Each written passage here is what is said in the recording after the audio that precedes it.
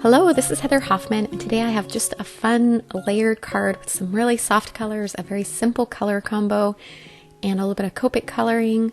I've kind of matched my Copic colors with the pattern paper that I'm going to use in a little bit to do my layering. I'm using mainly yellows and greens, but a few other colors mixed in there. You needed a little bit for the skin tones, as you'll see that I'm putting on there, a little pink to add some blush for the cheeks.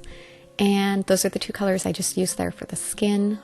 Feel free to slow down the video if you need to catch some of those. I'm trying to make sure and set the lid there, but it's still something I forget half the time. So when I forget to do it, I'm trying to show them at least so you can see what colors they are.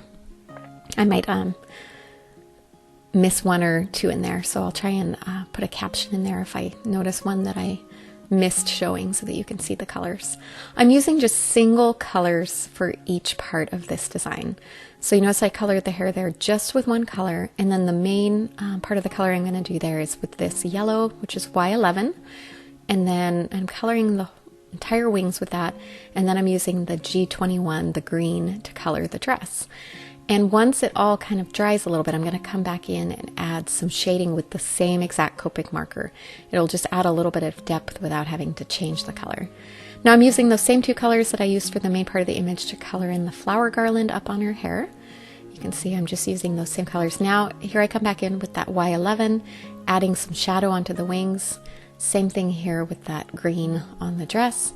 And then I'm going to do the same thing on both of those up on the flowers and the leaves up in her hair in that flower garland.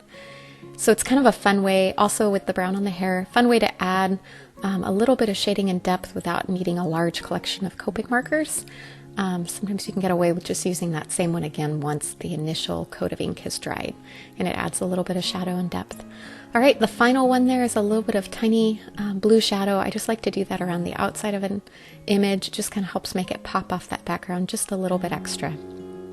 I already have this die cut into an oval, and I have some different pattern papers that I've already trimmed down to size. Notice I only put that tape adhesive right in the middle of that first layer. This allows me to curl up the edges and add a bit of dimension without lots of layers and foam and everything in there. I'm going to do the same thing on that one. I added just the tape in the middle, so it'll still hold nice and stable, but it'll allow it to kind of curl up.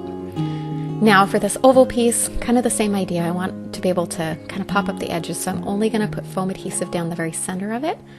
And then that way I can go around with my fingers again, just like before, and kind of curl that up. It's one of my favorite things to do when I'm putting lots of layers onto a card. It just makes it have more texture and fun layers without a bunch of bulky layers. That's it for today. Thanks so much for stopping by. Have a wonderful day.